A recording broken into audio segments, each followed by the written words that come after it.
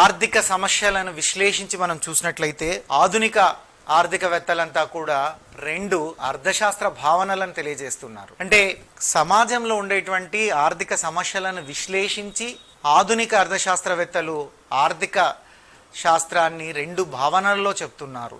ఆ రెండు భావనలు ఏంటయ్యా అంటే సూక్ష్మ అర్థశాస్త్రము మరియు స్థూల అర్థశాస్త్రము. This two are the concepts, micro economics and macro economics. So మరి ఈ ఒక్కొక్క దాని గురించి మనం డిస్కస్ చేయాలి. మరి ఫస్ట్ ఈ రెండు భావనలు అంటే ఆ అర్థశాస్త్రంలో సూక్ష్మ అర్థశాస్త్రం మరియు స్థూల అర్థశాస్త్రం అనేటువంటి రెండు భావనల్ని మనం అధ్యయనం చేయాలి. అవి అధ్యయనం చేసినప్పుడు అంటే ఇన్ని భాగాలుగా ఉంటాయి అర్థశాస్త్రం అని మొదటగా మనకు తెలియజేస్తున్నది ఎవరయ్యా అంటే రాగ్నార్ ఫిషర్స్. సో వీరు రాగ్నార్ ఫిష్ అనేటువంటి అర్థశాస్త్రవేత్త 1933లో ఈ విషయాన్ని తెలియజేశాడు. ఈ 1933లో వీళ్ళు నార్వేలోని ఓస్లా అనేటువంటి యూనివర్సిటీలో అర్థశాస్త్ర అధ్యాపకులుగా ఉన్నారు. సో ఈ రాగ్నార్ ఫిషర్ ఎక్కడున్నారయ్యా అంటే నార్వేలోని ఓస్లా అనేటువంటి యూనివర్సిటీలో వీరు అధ్యాపక వృత్తిలో ఉన్నారు. దాని మీద రీసెర్చ్ చేశారు, ప్రయోగాలు చేసి అర్థశాస్త్రం రెండు విధాలుగా మనం చదవాల్సినటువంటి అవసరం ఉంది. సో 1933వ సంవత్సరంలో వారు చెప్తున్నారు అవేంటయ్యా అంటే సూక్ష్మ అర్థశాస్త్రము మరియు స్థూల అర్థశాస్త్రము. మరి సూక్ష్మ అర్థశాస్త్రం అంటే ఏంటి అన్నటువంటి దాన్ని మనం ఒక్కొక్క దాని గురించి డిస్కస్ చేయాలి. రెండు రకాలైనటువంటి అర్థశాస్త్రాల గురించి మనం డిస్కస్ చేసేటప్పుడు స్థూల అర్థశాస్త్రం గురించి మనం ఫస్ట్ డిస్కస్ చేయాల్సినప్పుడు వ్యక్తిగత యూనిట్లకు సంబంధించినటువంటి అధ్యయనం చేసేటువంటి దాన్ని స్థూల ఆర్థిక శాస్త్రం అంటున్నారు. అంటే ఈ స్థూల అన్నటువంటి దానికి తెలుగు పదం ఏంటంటే కొంచెం విశాలమైనటువంటిది, సో బ్రాడర్ వ్యూ అని రావచ్చు. సూక్ష్మ అంటే చిన్నది అన్నటువంటిది, అంటే మైక్రో అంటున్నారు, చిన్నది అని రావచ్చు. కాబట్టి ఈ రెండు పదాలు మీరు కన్ఫ్యూజ్ కాకుండా గుర్తు పెట్టుకోవడానికి టెక్నిక్ ఏంటంటే సూక్ష్మ అన్నప్పుడు చిన్నది, వ్యక్తిగతము లేదా సంస్థల యొక్క ఆర్థిక విషయాలను అధ్యయనం చేసేటువంటి దానిని, అంటే చిన్న చిన్న యూనిట్స్ని, చిన్న చిన్న వ్యక్తుల యొక్క ఆర్థిక పరిస్థితులని, చిన్న చిన్న కంపెనీల యొక్క ఆర్థిక పరిస్థితులను, చిన్న చిన్న వ్యవస్థల గురించి అధ్యయనం చేసేదాన్ని, దీన్నే మనం ఏమంటున్నామంటే వ్యక్తిగత అధ్యయన పరివర్తనను సూక్ష్మ అర్థశాస్త్రంగా మనం తెలియజేస్తున్నాం. ఇక వ్యవస్థ మొత్తాన్ని అధ్యయనం చేస్తే దాన్ని స్థూల అని చెప్తున్నాం. కేవలం వ్యక్తిగత సంస్థల గురించి మాత్రమే మాట్లాడితే సూక్ష్మ అని మనం తెలియజేయడం అన్నటువంటిది జరుగుతుంది. ఆ విధంగా ఈ భావనల్ని, ఆర్థిక భావనల్ని రెండుగా విభజించుకొని ఆ భావనల్ని చదివేటువంటి పరిస్థితి అనేటువంటిది 1993వ సంవత్సరంలో నుంచి రాగ్నార్ ఫిషర్ గారు తెలియజేసిన నాటి నుంచి ఈనాటి వరకు అధ్యయనం చేస్తూనే ఉన్నాం. ఇక మరి ఒక్కొక్క దాని గురించి మనం డీప్గా డిస్కషన్లోకి వెళ్ళిపోయినప్పుడు మొదటగా నేను సూక్ష్మ అర్థశాస్త్రం అంటే ఏంటి, దానికి భావనలు ఏంటి, అవి ఎలా ఉంటాయన్నటువంటి దాన్ని చూస్తున్నా. మనకి ఎగ్జామ్లో అడిగింది ఏంటి, concepts of the economy. So it is the one of the part. ఈ సూక్ష్మ అంటే దీన్ని మనం తెలుగులో ఏమంటున్నామయ్యా అంటే తెలుగులో సూక్ష్మ అంటున్నాం, ఇంగ్లీష్లో మైక్రో ఎకనామిక్స్ అంటున్నాం. సో ఈ మైక్రో అనేటువంటిది సో ఎక్కడి నుంచి వచ్చిందంటే మైక్రాస్ అనేటువంటి పదం నుంచి వచ్చింది. ఈ మైక్రాస్ అనేటువంటి పదం నుంచి వచ్చింది. ఈ మైక్రాస్ అనేటువంటి పదము గ్రీకు భాషకు చెందినటువంటి పదం అండి. ఈ మైక్రాస్ ఎక్కడి నుంచి వచ్చిందయ్యా అంటే గ్రీకు భాషకు సంబంధించినటువంటి పదము, గ్రీకు భాష నుంచి రావడం అన్నటువంటిది జరిగింది. సో మరి దీని యొక్క అర్థం ఏంటి, మైక్రాస్ యొక్క అర్థం ఏంటి అయ్యా అంటే మనం చూసినట్లయితే చిన్న అని లేదా సూక్ష్మ అనేటువంటి అర్థాన్ని ఇస్తుంది. అంటే సూక్ష్మ అర్థశాస్త్రం అంటే ఒక ముక్కలో చెప్పాలి ఏంటంటే చిన్న చిన్న విషయాలలో ఆర్థిక పరిభాషలో చర్చించేటువంటిదే సూక్ష్మ అర్థశాస్త్రం అంటున్నారు. ఉదాహరణకు ఒక వ్యక్తి యొక్క ఆర్థిక పరిస్థితిని చర్చించవచ్చు, లేదా ఒక సంస్థ యొక్క ఆర్థిక పరిస్థితిని చర్చించవచ్చు.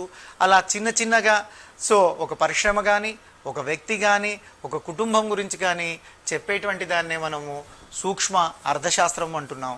ఇది గ్రీకు భాష అయినటువంటి మైక్రాస్ అనేటువంటి పదము నుంచి రావడం అన్నటువంటిది జరిగింది. గ్రీకు భాష అయినటువంటి మైక్రాస్, ఈ మైక్రాస్ పదమే ఇంగ్లీష్లో మైక్రోగా మారడం అన్నటువంటిది జరిగింది. ఇదే ఇప్పుడు మనకు మైక్రో ఎకనామిక్స్ అంటున్నారు. దీన్నే మనం మైక్రో ఎకనామిక్స్ అంటున్నాం.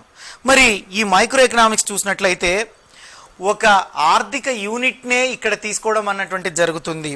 సో ఒక ఆర్థిక యూనిట్ని ప్రామాణికంగా తీసుకోవడం అన్నటువంటి జరుగుతుంది. ఇక్కడ దీన్ని లెక్కించేటప్పుడు కానీ దీన్ని చదివేటప్పుడు కానీ ఎలా తీసుకుంటున్నారయ్యా అంటే ఒక ఆర్థిక యూనిట్ని ప్రామాణికంగా తీసుకొని దాని యొక్క ప్రవర్తనను సమగ్రంగా అధ్యయనం చేస్తారు. దాని యొక్క ప్రవర్తనను అంటే ఒక ఆర్థిక యూనిట్ని ప్రతిపాదికగా తీసుకొని లేదా ప్రామాణికంగా తీసుకొని దాని యొక్క ప్రవర్తనను అధ్యయనం చేయు శాస్త్రమే అధ్యయనం చేయుదురు. అంటే ఒక ఆర్థిక యూనిట్ అది ఒక వ్యక్తికి సంబంధించినటువంటిది కావచ్చు, ఒక పరిశ్రమకు సంబంధించినది కావచ్చు, ఒక వ్యవస్థకు సంబంధించినటువంటిది కావచ్చు. దాన్ని తీసుకొని దానికి సంబంధించినటువంటి ప్రవర్తనను అధ్యయనం చేసేటువంటి శాస్త్రాన్నే సూక్ష్మ అర్థశాస్త్రము అంటున్నారు. వ్యక్తి యొక్క ఆర్థిక ప్రవర్తనను అధ్యయనం చేయు శాస్త్రమే అర్థశాస్త్రము. అంటే ఒక వ్యక్తి ఆర్థిక అంశాలలో ఏ విధంగా ప్రవర్తిస్తాడు అన్నటువంటి విషయాన్ని అధ్యయనం చేయు శాస్త్రమే అర్థశాస్త్రము అని అంటున్నారు. మరి ఇక్కడ చూసినట్లయితే సూక్ష్మ అర్థశాస్త్రం ఏంటంటే ఒక యూనిట్ని ప్రామాణికంగా తీసుకొని ఆ యూనిట్కి సంబంధించినటువంటి ప్రవర్తనను అధ్యయనం చేయి శాస్త్రాన్నే మనం ఏమని చెప్తున్నామయ్యా అంటే సూక్ష్మ అర్థశాస్త్రము అంటున్నారు. ఈ సూక్ష్మ అనేటువంటి పదాన్నే మనం చిన్న అర్థశాస్త్రం అని కూడా వాడుక భాషలో చెప్పవచ్చును. చిన్న అర్థశాస్త్రం అని కూడా వాడుక భాషలో చెప్పబడుతుంది. మరి ఇక్కడ చూసినట్లయితే ఒక కుటుంబంకి సంబంధించినటువంటి అధ్యయనాన్ని కానీ, ఒక సంస్థకు సంబంధించినటువంటి అధ్యయనం కానీ, ఒక పరిశ్రమకు సంబంధించినటువంటి అధ్యయనాన్ని కూడా ఆ సంబంధించినటువంటి అధ్యయనాలన్నింటినీ సూక్ష్మ అర్థశాస్త్రం కిందనే చెప్పవచ్చును. అంటే కుటుంబ అధ్యయనము, కుటుంబానికి సంబంధించినటువంటి ఆర్థిక వ్యవస్థను చూడడం, పరిశ్రమలకు సంబంధించినటువంటి దాన్ని ఆర్థిక వ్యవస్థలను వీటిని అధ్యయనం చేయడం చెప్తున్నారు. ఇక కేఈ బోల్డింగ్ అనేటువంటి ఒక ఆర్థికవేత్త ఉన్నారు. వారు సూక్ష్మ అర్థశాస్త్రానికి అదేవిధంగా స్థూల అర్థశాస్త్రానికి రెండింటికి కూడా నిర్వచనాలు ఇచ్చారు. వారిని అనుసరించి సూక్ష్మ అర్థశాస్త్రం యొక్క నిర్వచనం ఏ విధంగా ఉందన్నటువంటి దాన్ని చూద్దాం. సో కేఈ బోల్డింగ్ ప్రకారం మనం చూసినట్లయితే వీరు ఏమంటారయ్యా అంటే ప్రత్యేక సంస్థల గురించి కానీ, ప్రత్యేక కుటుంబాల గురించి కానీ, ప్రత్యేక ధరల గురించి కానీ, ప్రత్యేక వేతనాల గురించి కానీ, ప్రత్యేక ఆదాయం గురించి కానీ, ప్రత్యేక పరిశ్రమల గురించి కానీ, ప్రత్యేక వస్తువుల గురించి కానీ అధ్యయనం చేసేటువంటి శాస్త్రమే సూక్ష్మ అర్థశాస్త్రము అంటున్నారు. అంటే ఒక ముక్కలో కేఈ బోల్డింగ్ ప్రకారం చెప్పాలి అంటే మనం అర్థం చేసుకోవాల్సింది ఏంటంటే ఏదైనా ఒక ప్రత్యేక అంశానికి సంబంధించినటువంటి ఆర్థిక పరివర్తనను అధ్యయనం చేసేటువంటి శాస్త్రాన్నే సూక్ష్మ అర్థశాస్త్రము అంటున్నారు. ఇది ఎవరి ప్రకారం అయ్యా అంటే కేఈ బోల్డింగ్ ప్రకారం. అకార్డింగ్ టు కేఈ బోల్డింగ్ ఏం చెప్తున్నారయ్యా అంటే సూక్ష్మ అర్థశాస్త్రం అనగా ఒక ప్రత్యేక వ్యవస్థకు సంబంధించి కానీ, కుటుంబానికి సంబంధించినటువంటి కానీ, సో ప్రత్యేక సంస్థలకు, వ్యవస్థలకు, వ్యక్తులకు, పరిశ్రమలకు, వేతనాలకు, ధరలకు, అంటే ఏదో ఒక పార్ట్ వీటన్నిటినీ ప్రత్యేకంగా అధ్యయనం చేసేటువంటిదే సూక్ష్మ అర్థశాస్త్రం అవుతుంది. అంటే వీటికి సంబంధించినటువంటి ప్రత్యేక వస్తువులకు, ప్రత్యేక వ్యవస్థకు, ప్రత్యేక వ్యక్తులకు, ప్రత్యేక వేతనాలకు, ప్రత్యేక ధరలకు, ఈ ప్రత్యేకమైనటువంటి వాటి గురించి అధ్యయనం చేసి తెలియజేయ శాస్త్రాన్నే సూక్ష్మ అర్థశాస్త్రము అని వారు నిర్వచించడం అన్నటువంటిది జరిగింది.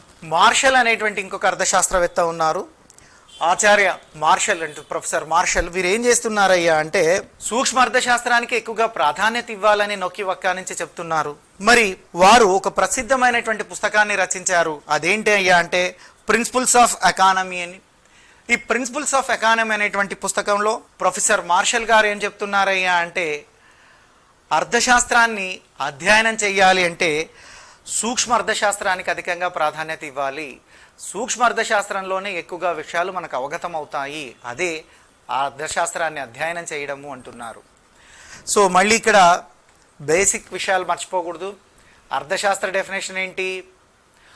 ఒక వ్యక్తి యొక్క ఆర్థిక పరివర్తనను, లేదా ఒక సంస్థ యొక్క ఆర్థిక పరివర్తనను, లేదా ఒక ప్రాంతం యొక్క ఆర్థిక పరివర్తనను, లేదా ఒక దేశం యొక్క ఆర్థిక పరివర్తనను, ప్రవర్తనను అధ్యయనం చేసేటువంటి, అంటే వ్యక్తి యొక్క ప్రవర్తన ఎలా ఉంటుంది, ఆ విధంగా పరివర్తన కూడా ఎలా చెందింది, డెవలప్మెంట్ అన్నటువంటి దానికి సంబంధించింది అర్థశాస్త్రం అని నిర్వచిస్తున్నారు. అందులో భాగంగానే ఆచార్య సో ప్రొఫెసర్ మార్షల్ చెప్తూ ఉన్నారు. ఏం చెప్తున్నారయ్యా అంటే ఆయన దీనికి సంబంధించినటువంటి అధ్యయనాల గురించి డిస్కస్ చేస్తున్నాడు.